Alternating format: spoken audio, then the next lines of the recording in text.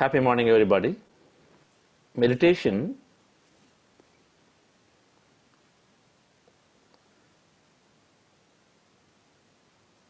is helping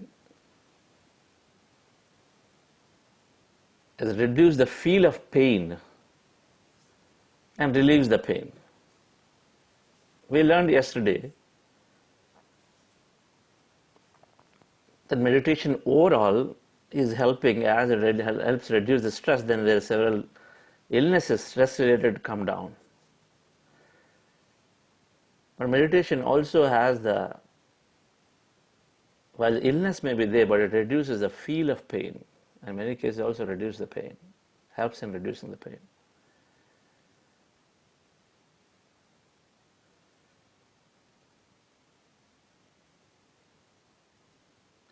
Because our mind, when there is a pain, and then if there is a chronic pain or any other, with repetition, our mind is forming a neural network of causing a certain set of thoughts, and then if those are repeated, and then that network is getting formed. So you're training the brain without realizing. So first day there is pain, second day, I don't know, next moment. So the more very quickly we think about the pain, even in if I turn this way there's a pain, this way there's a pain. The more we think about it, we are training the brain. And as we train the brain, the time to feel the pain now slowly gets reduced. The time to feel the pain slowly gets reduced. Whether it is there or not, eventually in a few hours or so, then we start feeling the pain pretty quickly, pretty immediately. Very thought of that will actually now trigger the pain. Very thought of that will trigger the pain, because pain is essentially creating, the thought is essentially going, and then you're seeking a feeling, and then the feeling actually goes and produces a chemical.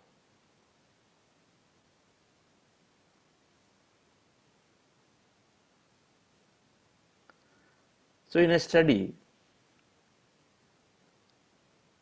just an hour of meditation, if someone does, then they see less than 50% pain perception. For someone who feels that there's a lot of pain, they didn't do anything, just that they're trying to measure the pain perception. So anyone has, it's tough, right? The backache, the trigeminal pain, they're very, very tough. Maybe the arthritis pains, because they are there, and then we get used to condition so much. But the meditation, even though the condition may not have gone, but the feeling of pain comes down just by what? Because we are doing observation, in meditation we are doing observing the body sensations. We are observing, initial phase of the meditation is that we are observing the sensations, and then slowly we become empty. That is during meditation. But during wakefulness, we become self-aware. So we are observing. And when we become self-aware, we are naturally looking at, hey, is my breath going faster or lighter? Is there any part of the body being a little discomfort, uneasiness? That's what guides us to eat less. That's what guides us to actually get over one way is that we get over some of the cravings is because we start attending and being very aware of the signals from the body. So we also observe. So we start distinguishing what is real pain versus what is because being driven by thought. We slowly develop that ability as we become self-aware.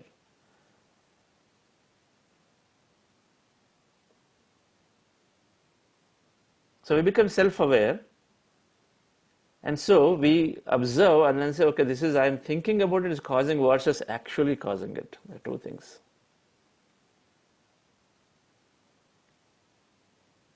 Oh, if I turn to the left side, I don't know if anybody has backaches, those would have felt. If you had this recurring chronic one, so if I turn this side, I know it's going to be hurting me.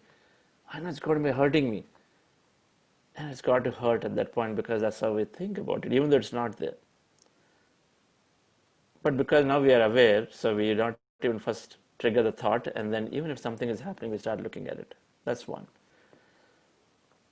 Second, this cortisol that we learned yesterday is severely there now with meditation. We know that we're going to be more and more self-aware, and then we're going to reduce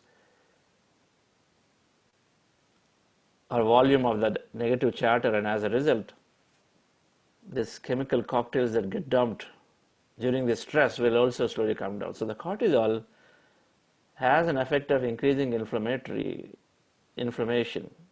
So this cortisol will come down so that there is less and less of that pain felt.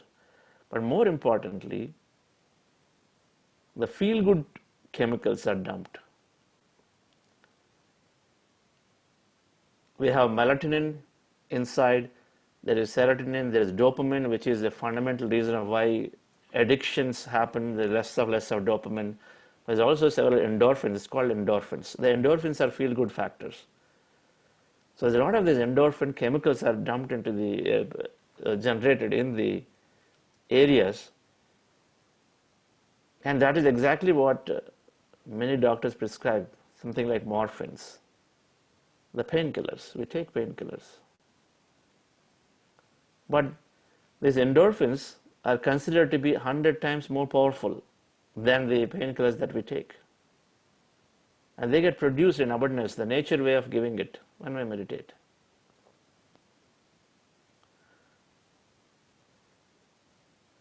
So many have expressed that, okay, I feel less pain, I am able to tolerate pain. And where the condition is not healed, but we have at least because it takes time to heal. It's got to heal. Everything has to heal. It takes time to heal. But until then, the pain is lessened and lessened. Because regular meditation is producing a whole set of these endorphins. And of course, healing, one is stress related. Now, what about the other ones that cannot?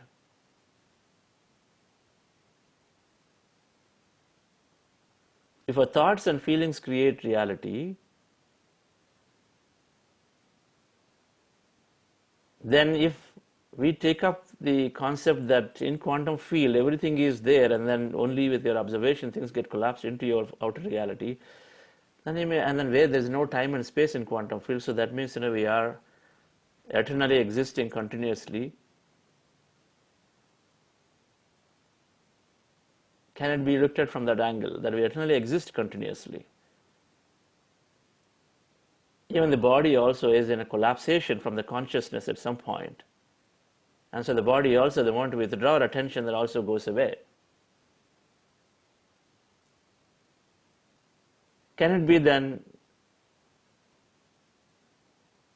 the thought and feeling is carried forward from earlier, from the past, where we wanted to experience something, and then is that why we're experiencing something now, which you can't explain through current lifetime? But it's called law of cause and effect. It is for some other session. We do not cover law of cause and effect, which is causing a few. If 95% are through stress and this 5% is happening, whether you call it hereditary, whether you call it from somewhere they're coming. This is where the law of cause and effect comes in. In Vedic scriptures, we call it karma. Karma is not a negative thing to say that, okay, something is happening, I did something bad and so I'm being punished. If we are the creator, there's no question of punishment by ourselves. It's an experience. We got to see everything as an experience in life. And the quantum physics is not saying there is punishment. It's only saying as experience. Everything is an experience. The observation collapse a possibility. So we seek an experience of various things. And today, when you're manifestation, I want to have the promotion, I want this, I want that.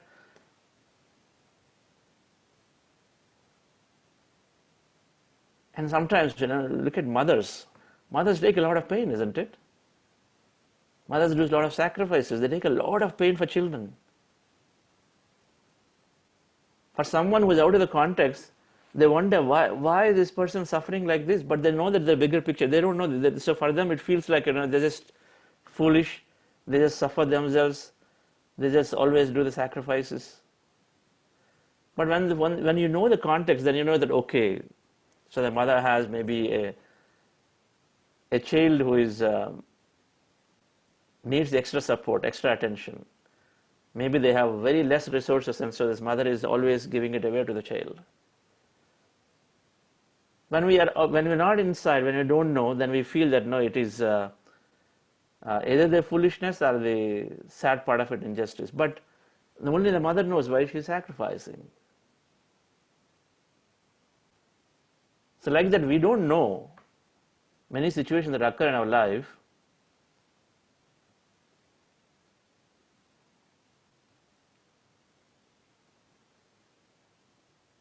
So the law of cause and effect is about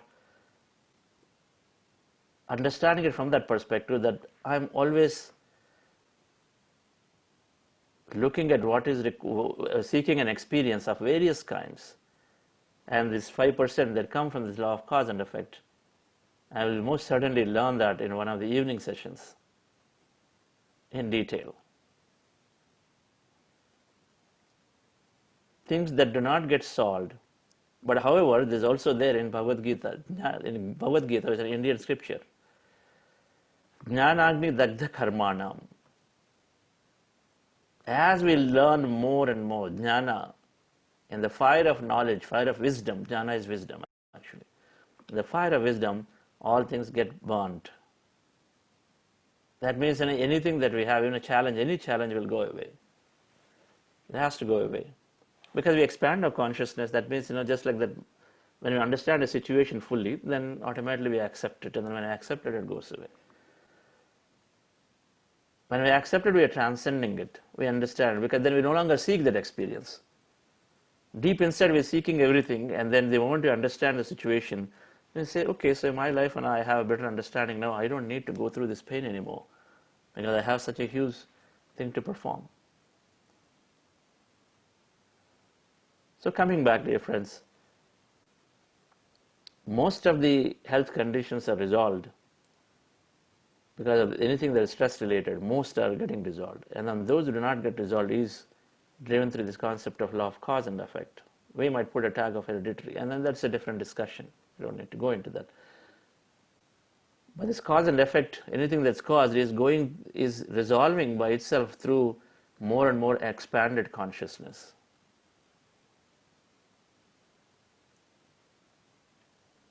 And where our health is where the condition is healing, and then where it is with the pain, and then certainly meditation is helping us tolerate more. We become more tolerant, not only to the mental pain that we have to go through, if somebody is constantly shouting at us and this and that, but then we also have a physical tolerance to the physical pain. Very powerful, because of this feel-good factor, chemicals are dumped. That's also one of the reasons why addiction is also removed, because addiction requires more and more dopamine, and then we have lesser dopamine chemical. And so in order to treat addictions, a lot of again, tablets are taken to inject extra that dopamine.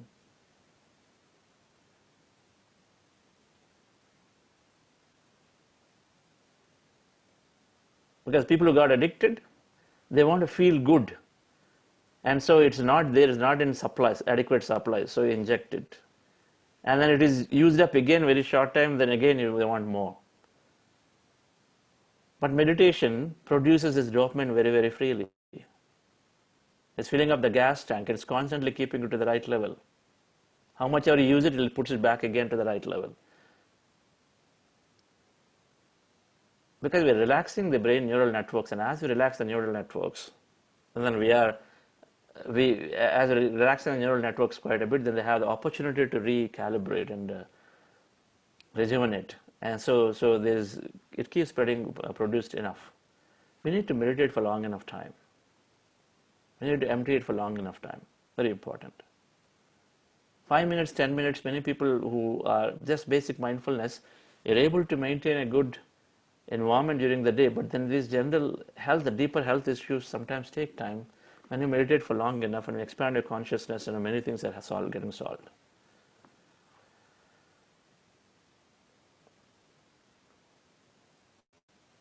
We have several people from the last few months who said, I'm really deeply attached to booze.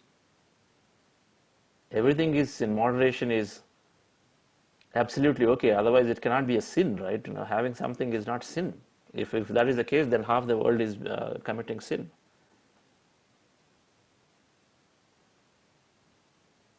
Everything has to be in moderation, and meditation is teaching us to be in moderation. And so the cravings that we have, the food cravings, and then cravings for this and that, which is primarily driven through lack of control of the life, and that requires this dopamine to be there, so that then you feel good naturally without even having to have something from externally, and that is getting produced. That's another feel-good chemical, like endorphins. So addictions naturally go away. We don't have to do anything for addictions. And they have done this also. In 8 weeks of in prisons where the people were quite addicted for drugs, they have done a number of studies. In 8 weeks, one set of people are given meditation, another set of people are given the drugs, and then it's the same effect. The people who have meditation absolutely came out. And the drugs, they had to continue to be on the drugs for a long time. So dear friends, let's go into this meditation once again.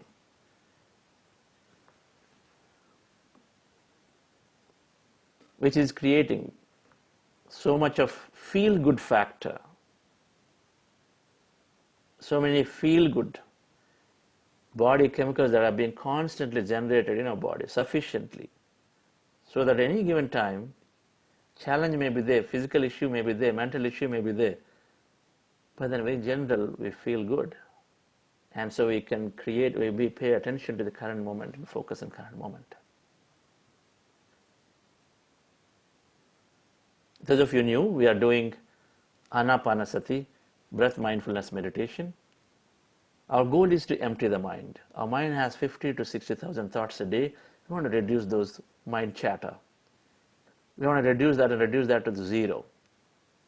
While it is rarely possible for many people consciously be completely empty for the whole duration, but when we observe the breath, our mind slowly becomes lesser in thought activity. So we observe natural normal breath, and then slowly mind slowly comes down.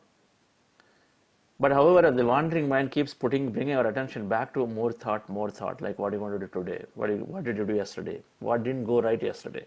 How many COVID cases are there if you're still thinking about COVID? You're still reading the reports about it. So it keeps wandering here and there. And then bring your attention back to the breath. It is natural that we keep wandering between thought, and then the breath will come back. Mind takes you back to the thought, come back to the breath. Few seconds later, again takes you back to the thought. Again come back to the breath. So our job primarily is in this meditation, dear friends, is to bring our attention back to the breath again and again, and then observe the breath. And as you observe the breath, then you will notice the breath may become lighter and shorter, and then as it becomes lighter, shorter, on one side thoughts coming down, another side this is also becoming lighter. So slowly there will be a time where you might go to the other side. You've got to let go. It might have some kind of sensation, this and that, as you're becoming lesser and lesser in the breath. And then maybe different kinds of sensations may be there in the body. Some kind of feelings may be there. Let go. Be courageous and then go in and say, okay, let me just still observe, then let go. Don't try to, most of the time we stop in trying to analyze what's happening to my body. It's a toughest thing. It's the toughest thing to do, but however, keep practicing and we'll get there. So as you're doing that, suddenly, either you are letting go to the point of nothingness when your breath becomes that empty, or before itself you would have forgotten that you are observing the breath, and that's how you would have gone into an empty state. And then when you are in that state, continue. I'm guiding, I'm also playing music. During this process of meditation, my guidance is secondary. And yesterday, I think this is an important question. Yesterday, Vishwanathan or somebody was asking this question, right? Yeah, so in the meditation, initially my guidance is around be with your breath, become one with the breath. And so preparing in that guidance of that. And then slowly, then my guidance moves into allow yourself to become empty. Reduce your thoughts, become empty in your mind of all thoughts.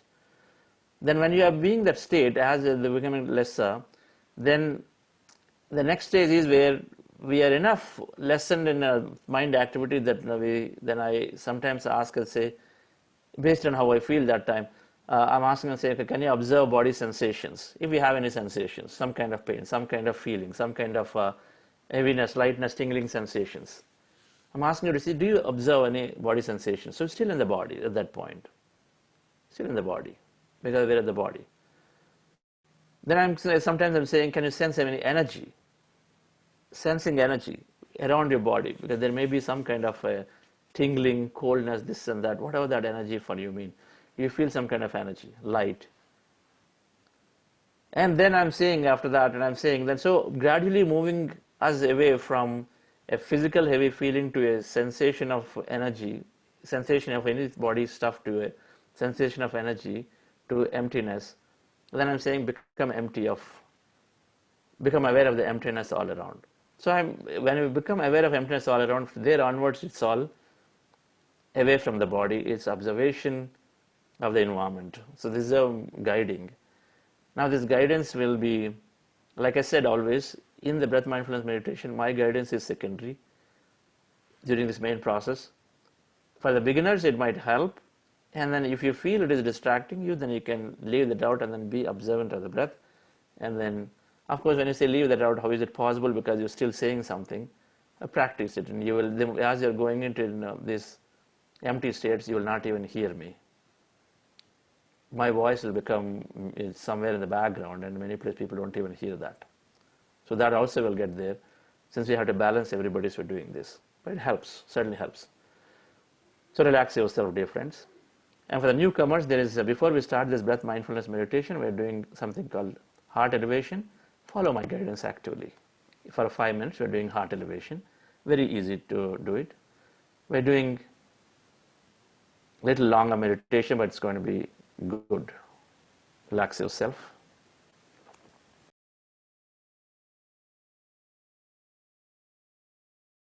So thank you so much, dear friends. So have a great, wonderful day.